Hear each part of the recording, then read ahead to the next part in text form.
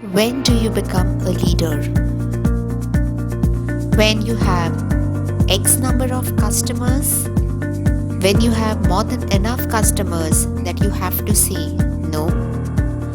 Or you get a customer for lifetime? When do you become a leader?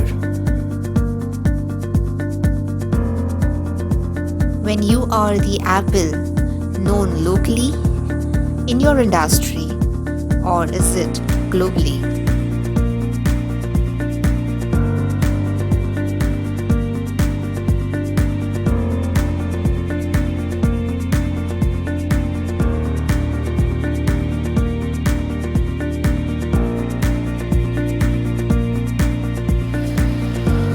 A classic rags to riches story.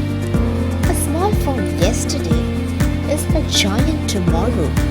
How? With lasting trust. Trust does not seek the high or the mighty, nor the rich or the smarty. Trust looks for the kind who does it brightly.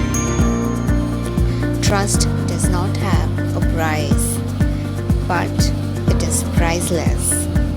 To know how to lead with trust leadership in your business, please visit Zillionite.com. Zillionite, developing leaders, leading development.